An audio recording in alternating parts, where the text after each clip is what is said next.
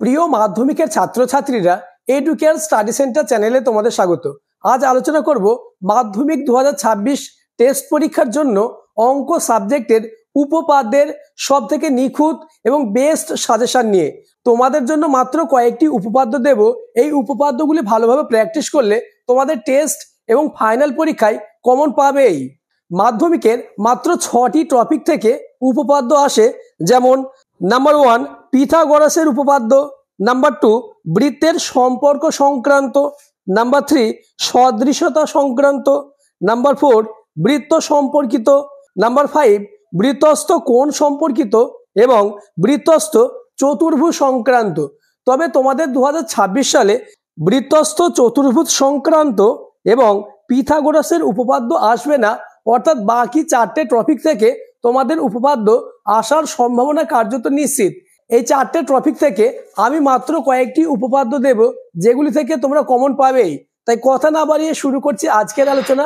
আর হ্যাঁ, চ্যানেলে নতুন হয়ে থাকলে চ্যানেলটিকে সাবস্ক্রাইব করে দেবে এবং ভিডিওটি তোমার বন্ধুদের মধ্যে শেয়ার করে দেবে। মাধ্যমিক অঙ্ক সাজেশন 2026 উপপাদ্য সাজেশন নাম্বার 1 বৃত্তের সম্পর্ক সংক্রান্ত উপপাদ্য। বৃত্তের সম্পর্ক থেকে আমি তোমাদের জন্য 3টে উপপাদ্য দিয়েছি। উপপাদ্য নম্বর 40, পেজ 208। 40 নম্বর উপপাদ্য, বৃত্তের কোনো বিন্দুতে স্পর্শক ও ওই স্পর্শ বিন্দুগামী ব্যাসার্ধ পরস্পর লম্বভাবে অবস্থিত। এই উপপাদ্যটি মোস্ট ইম্পর্টেন্স, তোমাদের টেস্ট এবং ফাইনাল পরীক্ষায় আসার সম্ভাবনা কার্যত নিশ্চিত। নেক্সট উপপাদ্য নম্বর 41, পেজ 211। অর্থাৎ বৃত্তের বহিস্থ কোনো বিন্দু থেকে যে দুটি স্পর্শক অঙ্কন করা যায় তাদের স্পর্শ বিন্দু দুটির সঙ্গে বহিস্থ বিন্দুর সংযোজক সরলরেখাংশ দুটির দৈর্ঘ্য সমান এবং তারা কেন্দ্রে সমান কোণ উৎপন্ন করে। 41 নম্বর উপপাদ্যটিও মোস্ট ইম্পর্টেন্স। বৃত্তের সম্পর্ক সংক্রান্ত উপপাদ্যের লাস্ট উপপাদ্য 42 নম্বর উপপাদ্য, পেজ 215। অর্থাৎ যদি দুটি বৃত্ত পরস্পরকে স্পর্শ করে তাহলে স্পর্শ বিন্দু দুটি কেন্দ্র দুটির সংযোজক সরলরেখাংশের উপর অবস্থিত হবে। নেক্সট বৃত্ত সম্পর্কিত উপপাদ্য। তোমাদের জন্য বৃত্ত সম্পর্কিত মাত্র 2টি উপপাদ্য দিয়েছি। উপপাদ্য নম্বর 32, পেজ নম্বর 59। অর্থাৎ ব্যাস নয় এরূপ কোনো জ্যায়ের উপর বৃত্তের কেন্দ্র থেকে লম্ব অঙ্কন করা হলে ওই লম্ব জ্যাটিকে সমদ্বিখণ্ডিত করে। উপপাদ্য নম্বর 33, পেজ 60।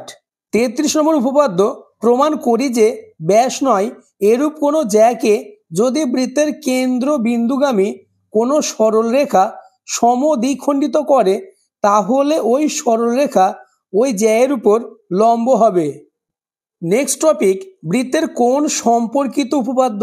বৃত্তের কোণ সম্পর্কিত আমি তোমাদের মাত্র 3টে উপপাদ্য দিয়েছি। উপপাদ্য নম্বর 34, পেজ 123। 34 নম্বর উপপাদ্য হলো কোনো বৃত্তের একটি বৃত্তচাপের দ্বারা গঠিত সম্মুখ কেন্দ্রস্থ কোণ ওই চাপের দ্বারা গঠিত যে কোনো বৃত্তস্থ কোণের দ্বিগুণ। নেক্সট উপপাদ্য নম্বর 35, পেজ 129। 35 নম্বর উপপাদ্য হলো একই বৃত্তাংশ সকল বৃত্তস্থ কোণের মান সমান। নেক্সট উপপাদ্য নম্বর 37, পেজ 136। 37 নম্বর উপপাদ্য হলো অর্ধবৃত্তস্থ কোণ সমকোণ। তোমাদের উপপাদ্যের লাস্ট টপিক সদৃশতা সংক্রান্ত উপপাদ্য। সদৃশতা সংক্রান্ত আমি তোমাদের জন্য মাত্র একটি উপপাদ্য দিয়েছি। এই উপপাদ্য আলোচনার আগে আবার বলবো, চ্যানেলে নতুন হয়ে থাকলে চ্যানেলটিকে সাবস্ক্রাইব করে দেবে এবং ভিডিওটি তোমার বন্ধুদের মধ্যে শেয়ার করে দেবে। উপপাদ্য নম্বর 48, পেজ 255।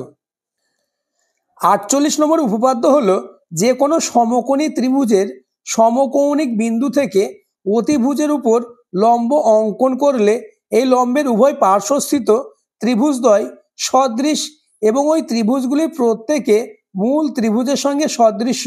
আলোচিত উপপাদ্যগুলির মধ্যে কতগুলি উপপাদ্য তোমাদের কোচিংয়ের স্যার বলেছে বা তোমার রেডি আছে তা আমাকে কমেন্ট করে জানাবে। আলোচিত প্রত্যেকটি উপপাদ্য মোস্ট ইম্পর্টেন্স, তাই প্রত্যেকটি উপপাদ্যই তোমরা রেডি করে যাবে। আজকের ভিডিও এই পর্যন্ত। পরবর্তীতে কোন সাবজেক্টের সাজেশন নিয়ে আলোচনা করলে তোমাদের সুবিধা হবে তা আমাকে কমেন্ট করে জানাবে। আর চ্যানেলটিকে সাবস্ক্রাইব করে পাশের বেল আইকনটি প্রেস করে নোটিফিকেশন অল করে দেবে।